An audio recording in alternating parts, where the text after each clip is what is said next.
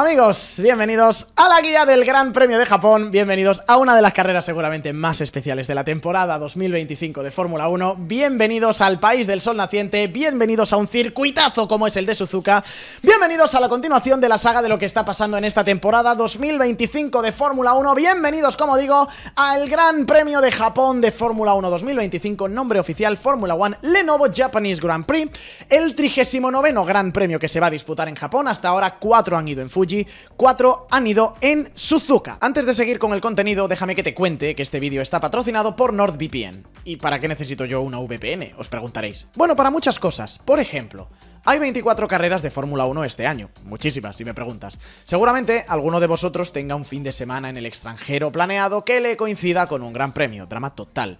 ¿Qué va a pasar? Porque a mí me ha ocurrido que cuando vayáis a entrar en la aplicación para ver la Fórmula 1, os dirá que el contenido no está disponible en vuestra región. Pues con NordVPN no tendríais ese problema, porque podríais utilizar una IP local y ver la Fórmula 1 como si estuvierais en vuestra casa. Y al revés también sucede. Desde España, o desde cualquier país en el que estéis, podréis ver todo el contenido que está geobloqueado para vosotros. Y además, NordVPN os permite utilizar vuestra suscripción en varios dispositivos, móvil, tablet, ordenador. Y una cosa importante, NordVPN te protege contra web falsas, estafas y todos esos ojos que están intentando descifrar qué haces en internet. Que a mí me recuerda un poco a las radios de la Fórmula 1. Nadie dice, oye, voy a 2 paradas. Dices, voy al plan N. Y así nadie tiene tus datos. Y en NordVPN se han portado genial con la comunidad de soymotor.com y han creado esta oferta. Si compras tu VPN desde este enlace, te regalan 4 meses extra completamente gratis de VPN. Y en el caso de que no te guste, no te preocupes, porque tienes una garantía de 30 días para reclamar tu dinero. Te dejo toda la información en la descripción de este vídeo. Estadísticas que tenemos para este fin de semana en Suzuka, estadísticas que tenemos en este circuito. El hombre que más poles ha conseguido en este gran premio ha sido Michael Schumacher con un total de 8. Sebastian Vettel le sigue a la zaga con 5. Ayrton Senna, Nico Rosberg más Verstappen tienen 3 acumuladas. En cuanto a victorias, Michael Schumacher también es el hombre que más veces ha ganado en el circuito de Suzuka con un total de 6 triunfos, igualados a 4 Max Verstappen y Lewis Hamilton, Sebastian Vettel, perdón, y Lewis Hamilton. 3 victorias para Max Verstappen, que además consiguió coronarse como campeón del mundo en aquel Gran Premio de Japón del año 2022, un Gran Premio de Japón que, como digo, en 34 ocasiones se ha celebrado en este escenario, en este estadio, en el circuito internacional de Suzuka, o el circuito de Suzuka, Suzuka Circuit. Uno de los más bonitos de la temporada, para mí es una parada obligatoria si eres piloto de Fórmula 1 y le preguntas a cualquier piloto y siempre te pone Suzuka entre sus grandes premios y entre sus circuitos preferidos. Un circuito que está construido como una pista de pruebas para Honda, así nació, ese es el germen de este circuito. Se construyó por John Hugenholtz, que es el mismo loco que construyó el Jarama o que construyó Sandboard, por ejemplo, y sigue siendo, a día de hoy, todavía el último circuito o el único circuito con forma de 8 en el calendario de la Fórmula 1. Lo vemos aquí. El puente que va desde la curva número 9 a la curva número 10, por tanto, el sobrepuente que va entre la curva número 14 y la curva número 15, es decir, la 130R. Puntos clave de este circuito. Todos, o sea, os diría, todos los puntos de este circuito son interesantes, son importantes. La curva número 1, para empezar, el principal lugar de adelantamiento en el circuito de Suzuka, y además el año pasado hubo adelantamientos, tuvimos, ojo, 48 en el top 3 de la temporada. Curva número 1 es el punto claro donde te tiras, vienes de la recta principal con todo el DRS. A veces hay gente que se tira por dentro, a veces hay gente que se tira por fuera. Aquí esto ya va cuestión de gustos de cada uno. Pero el circuito en sí, para pilotaje, ya no hablemos de adelantamientos, es una barbaridad. Por ejemplo, os pongo referencias de las velocidades. Esa curva número 1, ese punto de adelantamiento, se hace a 320 km por hora. Y empiezas a frenar aproximadamente para la curva número 2 en mitad del vértice de la 1. O sea, vienes a 320 aquí y aquí con el coche en apoyo pegas el pisotón al freno para bajar de velocidad a la curva número 2. Sales a 2.13 de esta curva número 2 y ahora entramos en una de las seguidillas seguramente más famosas de la historia de la Fórmula 1. Ojo, con un nombre que la gente siempre confunde, no son las S de Senna, son las S de Suzuka, que son 5 enlazadas con una velocidad ascendente que da vértigo. La curva número 3, la primera de las S, se toma en una velocidad mínima de 255 km/h. Nos vamos a la 4, bajas a 230 km/h. Nos vamos a la 5 y aquí a 225. Curva número 6, 189 km/h de mínima y de aquí empiezas otra vez a acelerar a 240. 240. Esta curva de aquí se hace a 240 kilómetros hora. Esta de aquí, la 5, por ejemplo, se hace a 225 kilómetros hora en medio de enlazadas. Es una barbaridad, es simplemente una barbaridad. ¿A qué nos conducen las S de Suzuka? A la doble de Degner, la curva 8 y curva 9, lugar en el que vemos las famosísimas fotos del neumático de la zona izquierda del coche apoyando, retorciéndose, a punto parece de reventar por las fuerzas G que genera esta curva, que de nuevo tiene una velocidad de paso endiablada. La primera de Degner, la curva número 8, esta de aquí, se hace con una mínima de 266 por hora, curva número 9 bajamos a 139 km hora de mínima y volvemos a acelerar otra vez a la curva número 11, la horquilla. A ver, ¿aquí se puede adelantar? Complicado, muy complicado. Si eres Kamui Kobayashi y estás loquísimo, como en el Gran Premio de 2012, te puedes apoyar en otros coches y adelantar, pero en general la zona de adelantamiento, lo vamos a ver luego, o es el triángulo Casio o es la curva número 1. En la horquilla, además con estos coches que son barcos, macho, tienes que estar muy loco para adelantar. Pero hemos visto algunos rebases en este punto. Zona más lenta, evidentemente, del circuito. Esta curva número 11, 180 grados de horquilla, que luego nos llevan otra vez a una semicurva, una recta no diáfana de velocidad pura. Aquí aceleración a tope.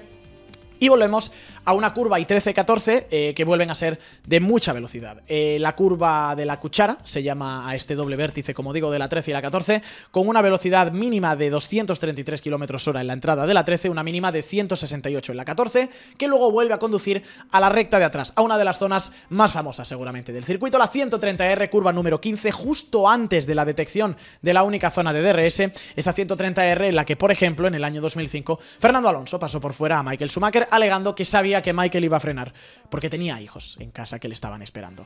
Pues esa curva, esa 130R en la que Fernando pasó por fuera a Michael, se hace a fondo a 297 km hora.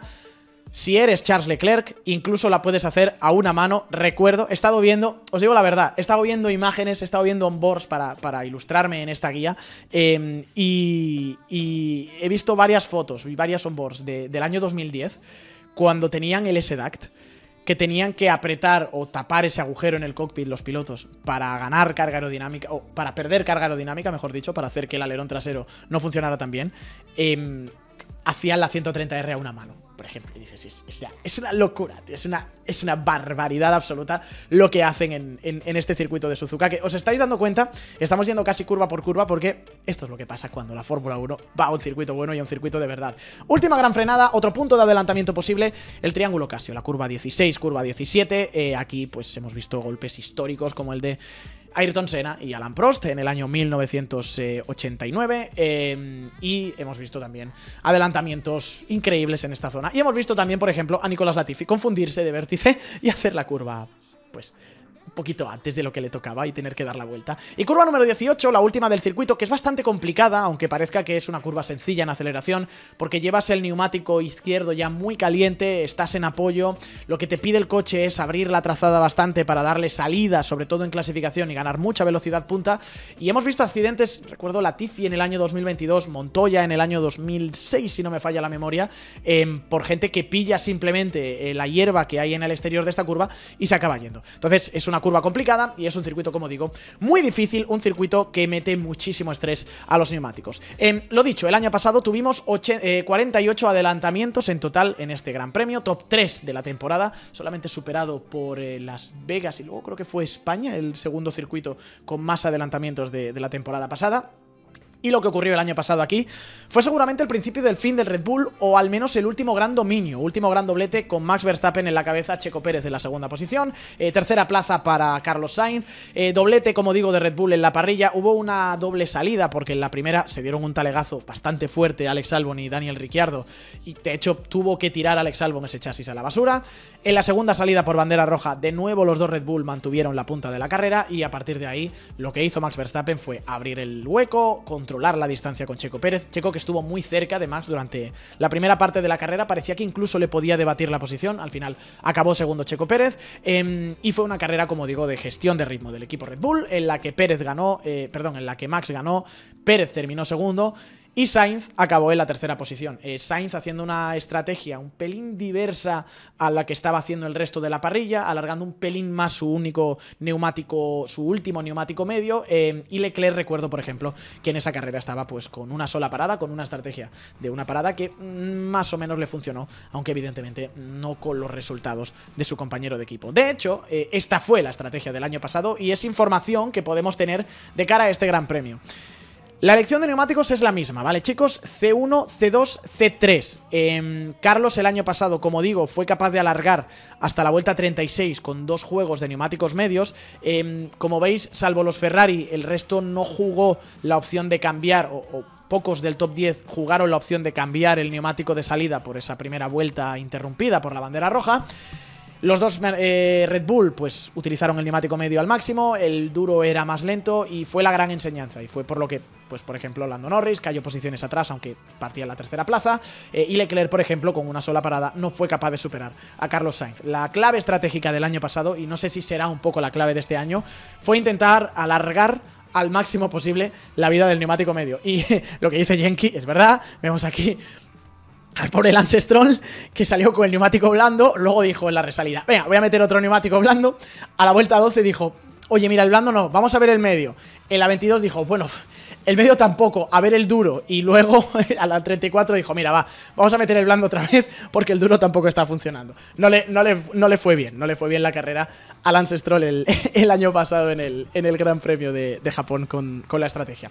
Vale, amigos, cositas técnicas de Pirelli para este Gran Premio. Aquí tenéis la preview de un circuito que, como digo, es matador para los neumáticos. Es un circuito que tiene muchísimo estrés lateral. Y es un circuito donde las fuerzas G hacen muchísimo que los neumáticos sufran. Tracción 3 de 5, no es un circuito con unas especificaciones de tracción espectaculares, quizá la horquilla de la curva número 11, la salida de la Chicane Casio, así, ahí sí que es verdad que es importante tener tracción, pero sinceramente es un circuito más centrado en el agarre lateral. Agarre del asfalto 4 de 5.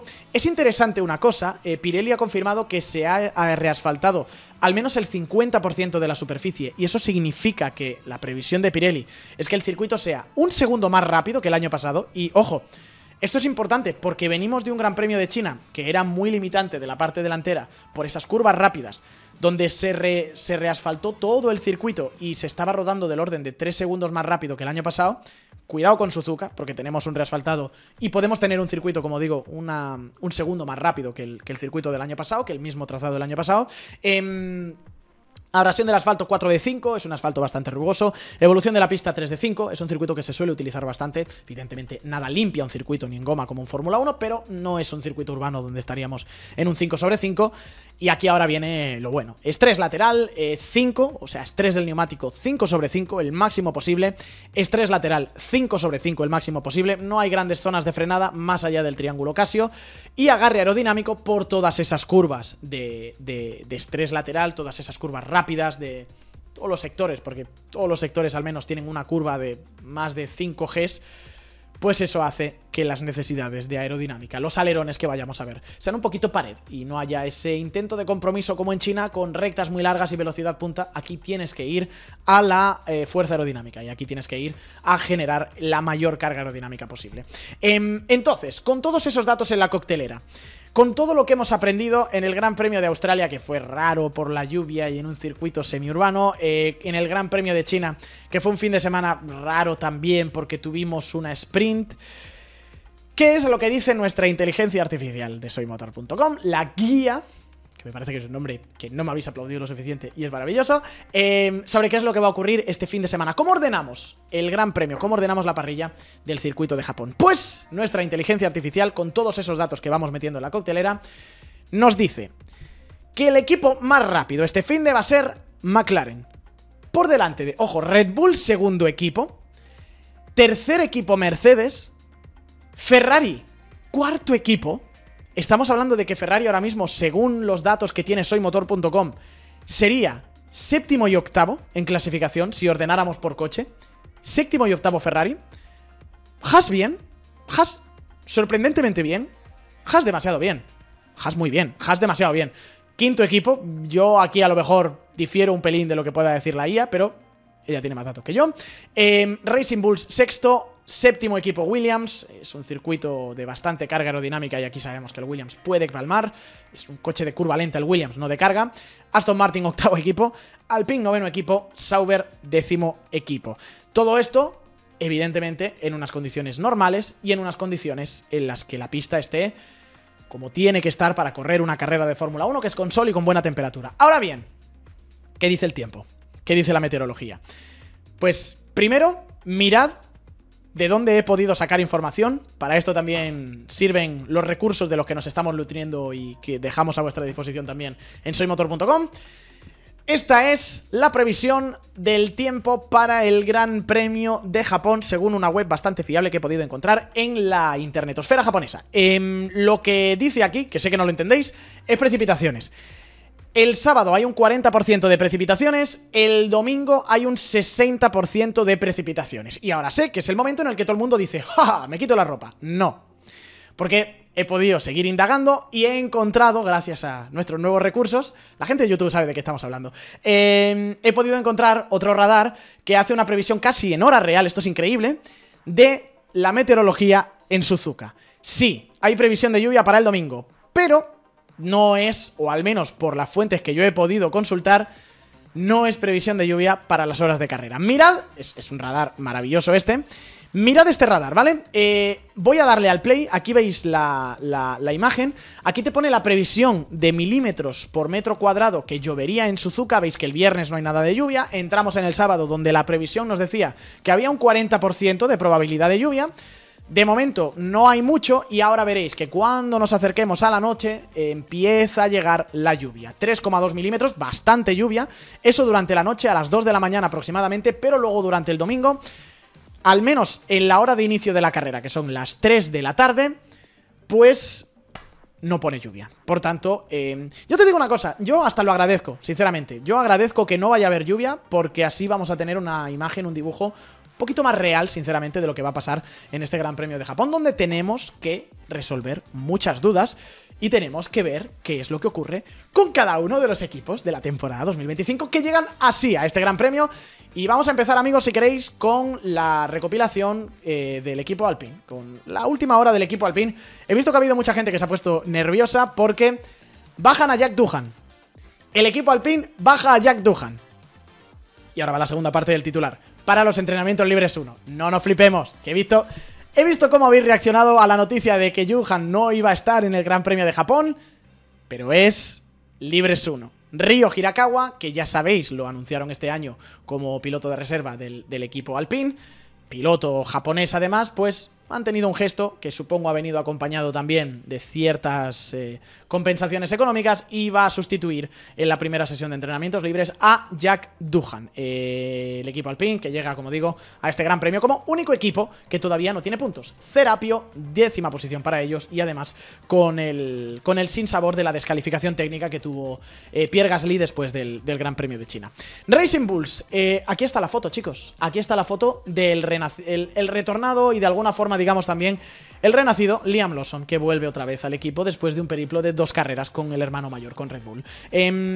Como decía Christian Horner, Liam Lawson que baja al equipo B para cuidar y proteger su carrera. No sé yo si me quiero creer esta afirmación. Es un circuito este de Suzuka al menos bueno para Liam Lawson de cara a su recuperación porque lo conoce bien de su periplo en la Superfórmula, así que, bueno, puede ser un aterrizaje un pelín más blando.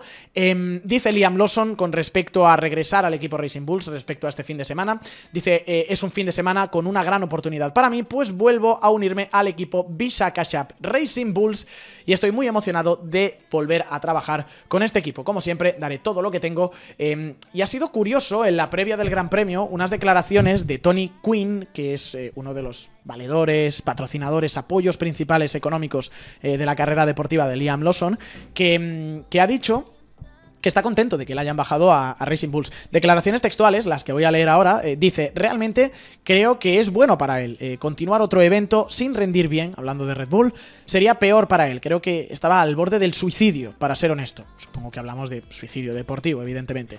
El gran morbo del fin de semana, pues ya me diréis, ver si va a ser más rápido que los Racing Bulls, Liam Lawson. Y si, como pronosticaba Max Verstappen, pues puede sacarle más chicha a este coche que al coche principal. ¿Va a poder batir a Yuki Tsunoda? Pues, oye, sería sería una imagen. Sería una imagen si en una clasificación o en la carrera vemos a Liam Lawson con el equipo B batiendo a Yuki Tsunoda con el equipo A. ¿Podría llegar a pasar? Pues depende de la adaptación de Yuki y depende de la adaptación de Liam. Pero, evidentemente, la sensación es que ese Racing Bulls es más fácil de conducir, es más benévolo con los rookies y que yo no tengo ninguna duda, porque además no es muy difícil mejorar una 20ª y una 18ª posición en quali, de que Liam Lawson pues lo va a hacer mejor con este coche en el Gran Premio de Japón. De hecho, me la veo venir porque la Fórmula 1 tiene una memoria muy corta también y los Racing Bulls han sido especialmente buenos en clasificación. De hecho, varias Q3 ya acumuladas para Isaac Hadjar y para Yuki Tsunoda. Vaya que no entre Liam Lawson en la Q3 en este Gran Premio y ya estemos todos. Se han equivocado. Tenían que haberle dejado en Red Bull una carrera más. Mira lo que pasa cuando le das confianza al piloto. Mejor que Yuki. Contexto. Contexto y paciencia, que es lo que no ha tenido el equipo Red Bull, perdón, con Liam Lawson. Vale, seguimos. Equipo Sauber, octavo en la posición de constructores. 6 puntos, nuevo jefe de equipo además para Sauber, no nuevo, pero por fin de pleno derecho. Acaba el gardening, el señor Jonathan Whitley, uno de los muchísimos que huyó en estampida del equipo Red Bull después de que el año pasado Adrian Newey dijera, pues mira, hasta aquí la libreta, se me ha gastado el boli. Pues Jonathan Whitley que empieza ya oficialmente su periplo con el equipo Sauber, es decir, con Audi, a partir de hoy, 1 de abril de 2025. Puede viajar incluso a China, me parecería incluso lógico que... Perdón, a China. Me parecería incluso lógico que viajara Whitley a este Gran Premio de Japón. Y el equipo Sauber, pues...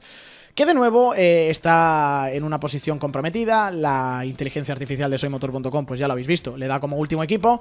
Y ahora mismo, pues oye, han podido rascar mucho de ese Gran Premio caótico del Gran Premio de Australia, pero esa octava posición, esos 6 puntos que tienen ahora mismo en constructores, pues son un poco rollo el meme de ¿qué demonios hace un oso polar en Arlington, Texas? Pues ¿qué demonios hace el equipo Sauber con un coche que básicamente es el mismo, muy parecido que el del año pasado, en la octava posición y con 6 puntos? Y además a 4 del equipo Aston Martin. A ver, sé que ayer hubo algún que otro infartito porque se publicó la noticia y supimos que Lawrence Stroll vendía, o Aston Martin mejor dicho, vendía, marca de coches, la parte de su participación minoritaria en el equipo de Fórmula 1, pero tranquilidad, calma Koundé, no tienen ningún tipo de relación, no tiene ningún tipo de efecto, no tiene ningún tipo de contraprestación para el equipo de Fórmula 1. A ver, os lo explico rápidamente.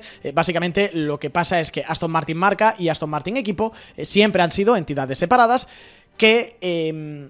por explicarlo un poquito rápido, implican que el Aston Martin marca paga un dinero a Aston Martin equipo para ser una especie de patrocinador principal con ciertas concesiones y con ciertos lujos, como es el de poner su nombre al equipo de Fórmula 1. ¿Por qué? Porque, oh vaya, resulta que el dueño de Aston Martin equipo Fórmula 1 y Aston Martin marca es el mismo señor, que es Lawrence Stroll. Y lo que ha hecho Lawrence Stroll es coger el dinero que Aston Martin marca había puesto en Fórmula 1 y quitarlo de ahí, su propio dinero que tenía puesto en la Fórmula 1, quitarlo de ahí y ponerlo en la marca de coches, porque la marca de coches está ahora mismo en crisis y necesita liquidez. Pero eso no significa que haya algún problema con Aston Martin Fórmula 1, porque Aston Martin Fórmula 1 en el fondo no tiene nada que ver con Aston Martin marca, no se fabrican los coches allí, no tiene motores Aston Martin y es otra entidad separada también liderada por Lawrence Stroll, que mañana podría llamarlo de nuevo Racing Points o como le diera la gana, y eso no significa que se vayan a ir de la sede de Silverstone, que Adrian Newey ya no vaya a estar con el equipo, que vayan a tener que cerrar el túnel de viento, etcétera, etcétera. Es puro marketing lo que ha pasado y simplemente lo que necesitan es pues más liquidez. Sí que es verdad que hay una pregunta que yo me quedo, ¿vale? Esa participación minoritaria, esos casi 80 millones de libras que tenía Aston Martin marca por parte de Lawrence Stroll en el equipo, ¿a quién se le han vendido? ¿Quién es el inversor ahora que recoge esa parte del accionariado? Pues no lo sé, pero ya está. O sea, no hay ningún peligro a largo plazo para el futuro del equipo y de hecho el propio Lawrence Stroll se ha afanado en decir que le quedan décadas al nombre Aston Martin dentro de la Fórmula 1 y, señores, gestos son amores y no buenas intenciones. Fábrica nueva, túnel de viento abierto hace 2 semanitas, simulador abierto hace 2 semanitas también y evidentemente Adrian Newey que se ha sumado a este proyecto, así que no corre peligro de ninguna manera. Hablando un poco de la parte deportiva o la parte técnica, llegamos al Gran Premio de Japón, que podemos argumentar fue el principio del fin para el equipo Aston Martin el año pasado. Recuerdo aquella actualización rara, con una forma extraña de los pontones que no funcionó y fue un poco el precursor de luego toda la bajada de rendimiento que tuvimos durante la temporada. Y poquito más en cuanto al equipo de Aston Martin. Bueno, planes, hacen una pequeña actualización de los planes del equipo. Stroll, como digo, sigue adelante con el equipo, habla de patrocinio por muchas décadas más. Adrian Newey ya lleva un mes, 29 días, para ser más exactos, trabajando en la fábrica, trabajando en el coche del año 2026. No hay noticia de que Newey vaya a ir a este Gran Premio de Japón, que fue, por cierto, su último Gran Premio con el equipo Red Bull. A partir de este Gran Premio de Japón, Adrian Newey ya no trabajó más con el equipo Red Bull. Y lo dicho, en cuanto a lo que está pasando en la fábrica, pues el simulador nuevo se testó hace un par de semanas por Alonso y por Stroll, es algo que ha dicho el equipo. Hace un par de semanas se publicó también que el túnel de viento ya se había abierto y estaba en funcionamiento. Lo primero que habían hecho era probar un modelo de la FIA para pasar unas pruebas y para hacer correlación con el túnel de Brackley y el nuevo que ha abierto Aston Martin. Y ya está, lo que quiero ver yo es si este fin de semana se van a tomar en serio lo de correr o van a seguir haciendo pruebas, van a seguir utilizando los 3 entrenamientos libres que hay en el Gran Premio para terminar ese programa de test que por alguna razón no fueron capaces de terminar en el Gran Premio, perdón, en los test de pretemporada, tal y como os comentamos aquí. Y aparte de todo eso, si a alguien le interesa, creo, por fotos que he visto, que Fernando Alonso va a llevar mostachón en este fin de semana, no sé cuántas décimas son, pero solución aerodinámica diferente facial para Fernando Alonso. Vale, el equipo Haas está sexto en el campeonato de constructores, 14 puntos, pero esto es un oasis, amigos. China es un oasis, la quinta posición de Ocon, la octava de Berman, pues no son posiciones reales, porque el propio Ayao Komatsu, el jefe del equipo, lo ha confirmado así. Dice que hay un problema fundamental con el coche, que os va a hacer mucha gracia cuando yo lo diga, porque el problema fundamental que tiene el Haas es inestabilidad en curva rápida. Bueno, pues Suzuka particularmente tiene un problemita con eso de la curva rápida. Van a traer mínimas actualizaciones para intentar corregirlo, pero pues ya un poco... No digo que se den por vencidos, pero saben que han cometido un error, que no han trabajado en invierno especialmente en esa inestabilidad en curva rápida del coche, se les ha pasado por alto un poco, ha venido a decir Komatsu, y pues van a tener que palmar quizá en este Gran Premio de Japón. Oye, si funcionan las actualizaciones, pues mira, tenemos una Haas que prevé el propio Yao Komatsu, va a poder estar luchando en la zona media de la parrilla y va a poder estar ahí, yo creo que sobre todo en clasificación con los Racing Bulls, que es la clave de esta Fórmula 1, tener esa última décima porque está todo muy apretado y asegurarte una buena posición de clasificación. Actualizaciones más visibles para Haas este fin de semana, pues nueva decoración, ya sabéis, lo vimos ayer en el canal de Twitch y de YouTube de soymotor.com, decoración de color rosa con tributo a la Sakura, la flor del cerezo, porque de alguna forma, no solo por Ayao Komatsu, sino también por Toyota, el equipo Haas está más o menos en carrera local. Recordemos, más presencia de Gazoo Racing, más presencia de Toyota en el equipo y en casa del enemigo, porque bueno, Toyota y Honda son dos equipos que compiten en el mercado japonés, pero Toyota y Honda pues también son dos manufacturas, dos marcas japonesas que por tanto pues celebran su gran premio local. Y a mí sinceramente me mola ver a Toyota otra vez teniendo más presencia en una carrera de casa. Posición extraña la que vamos ahora, quinta en este repaso, Ferrari, 17 puntos en el campeonato de constructores. A ver, yo creo que una de las grandes preguntas, si no la gran pregunta que hay para el equipo Ferrari llegando a este gran premio es, pues, ¿cómo remontas, y perdón si es muy duro lo que voy a decir, el ridículo de la doble descalificación de China? Pues con un nuevo suelo, cuidado porque podría pasar, al menos eso es lo que dice la prensa italiana, es lo que apuntan algunos medios. Ojo, carrera número 3 y ya tendríamos un suelo nuevo para el equipo Ferrari, en caso de que no haya sido suficiente el acelerador que han pulsado en Ferrari para llegar a tiempo con una de las piezas más complejas, pero que también te desbloquea más tiempo.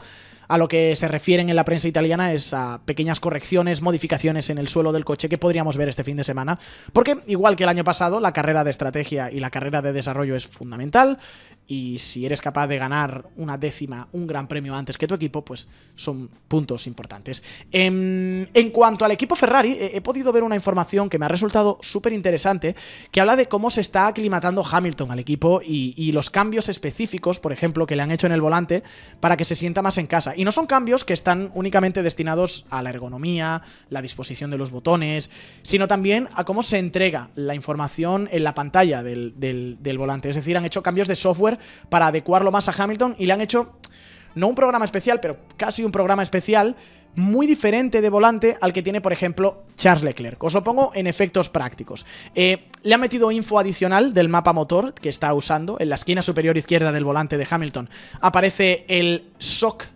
State of Charge, estado de carga de la batería, numerada del 1 al 12, y luego aparece también una pequeña indicación ENG, Engine, que le dice el mapa de motor que está usando. Y eso, por ejemplo, no sale en el volante de Leclerc. Leclerc no necesita esa info.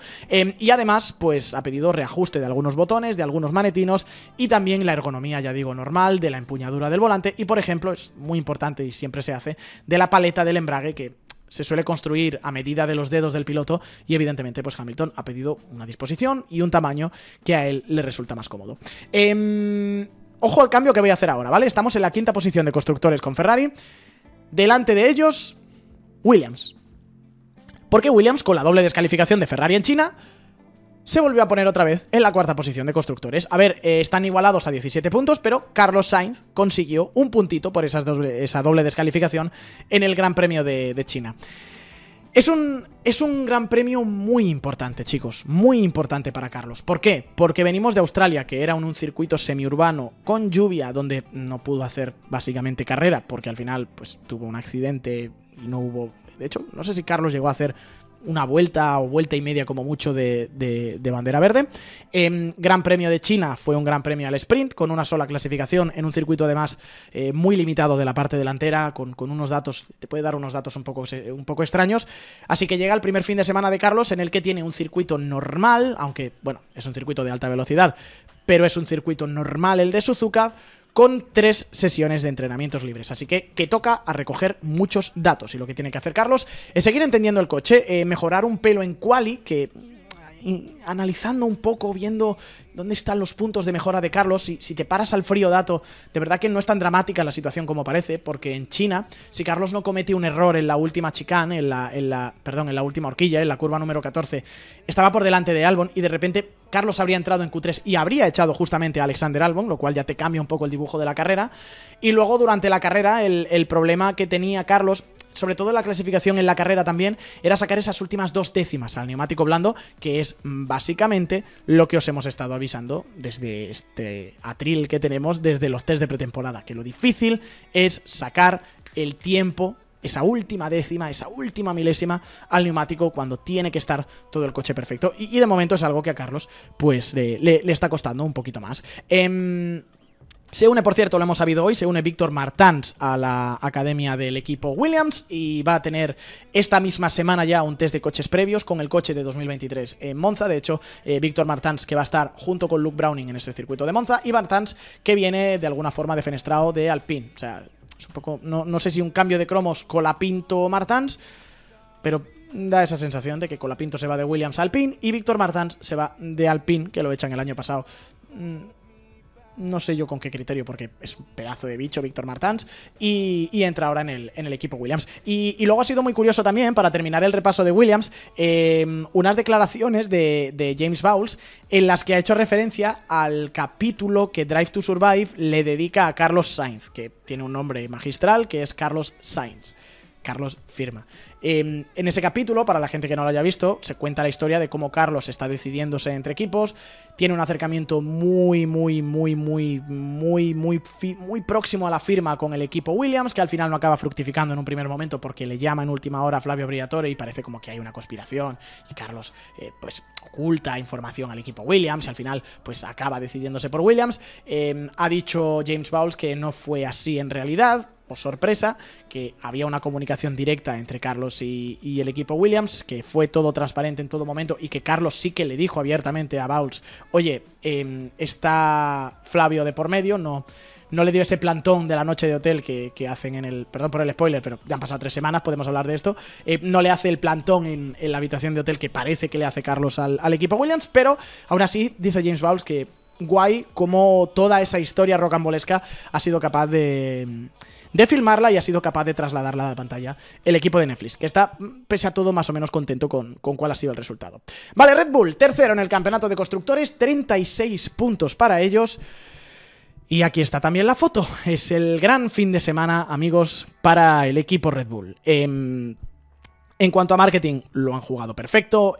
Coche blanco, tributo, como digo, al Honda RA272, el primer Honda que ganó una carrera de Fórmula 1 hace justo 60 años, con Richie Ginter, estadounidense, en el Gran Premio de México de 1965.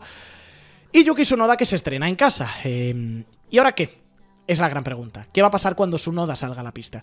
¿Qué va a pasar cuando termine el momento de las fotos, de la mercadotecnia, de la histeria colectiva que hay y Yuki tenga que hacer funcionar este coche? Pues Yuki viene enchufado. Supongo que también es algo que quiere escuchar el equipo Red Bull, pero igual hay que bajarle también las revoluciones un pelín a Yuki Tsunoda, que entiendo que pueda tener este súper ánimo pues en las puertas de su gran premio local y además con un cochazo que parece, al menos en manos de Verstappen en ciertos momentos, como es el Red Bull. Ha probado Yuki el coche en el simulador. Estos son fotos del día en el que se hizo el asiento, luego estuvo en el simulador.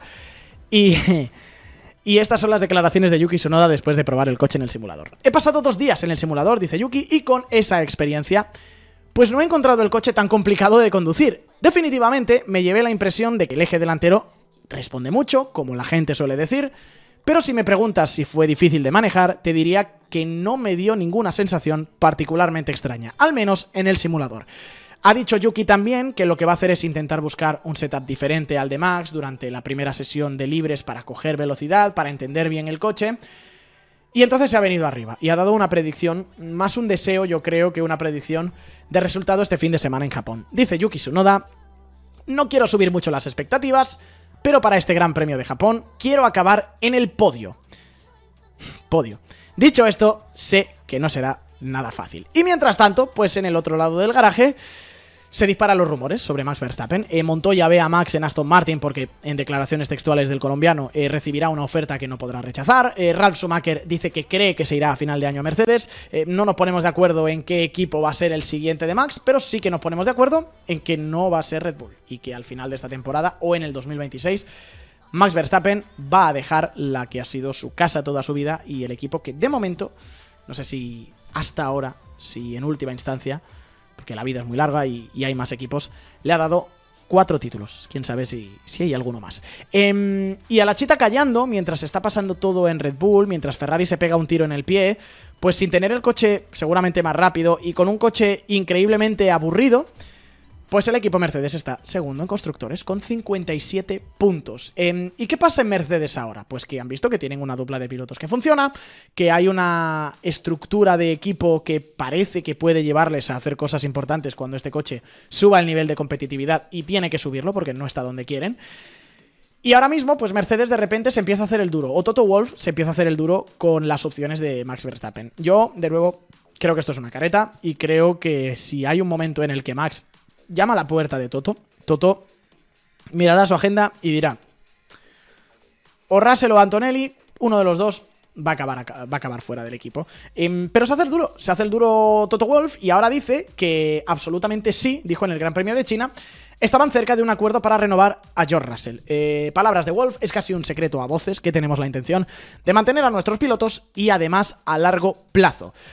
¿Qué pasa con este coche? Por cierto, que es un coche aburrido, pero más dócil, y por eso Russell lleva 2 de 2 podios y Mercedes es segundo en el campeonato de constructores. Y si de repente me dices que aciertan con la aero este año y desarrollan bien el coche y el año que viene encima tienen el mejor motor, pues miedito. Y sin embargo, no solamente aspiran a tener ese coche dócil, a estar rascando podios, sino que Mercedes quiere más y Russell quiere más y está jugando ya pues los típicos juegos mentales de Russell con McLaren. Y eso va a la siguiente sección, porque hay que hablar del equipo McLaren, que es el líder del campeonato de constructores con 78 puntos, 2 de 2 victorias. Y Russell, como digo, ha identificado el único punto débil que parece que tiene este coche, más allá de ciertas actuaciones no del todo regulares de sus dos pilotos. ¿Y cuál es ese punto débil? Pues las temperaturas frías, dice Russell. Declaraciones textuales del británico. Pueden sufrir cuando haga frío, son claramente mejor que el resto enfriando sus neumáticos. Singapur, Zandvoort del año pasado son claros ejemplos. Pero luego en Las Vegas no estuvieron en ningún sitio, así que potencialmente en esos circuitos pueden sufrir. Y sumándole un poco a esta herida, vamos a decirlo así, que abre Russell en las filas de una McLaren, que sin embargo yo creo que no ha de estar nerviosa, porque, bueno, 2 de 2 e hicieron doblete en China, tampoco pidamos que ganen por 50 segundos de diferencia. Norris sigue insistiendo en lo que viene diciendo desde el principio de año, que este coche es más radical que el coche del año pasado y por tanto le cuesta más sacarle el máximo. Que es un coche, dice Norris, que no se adapta a su estilo y que le resulta difícil para conducir. ¿Por qué?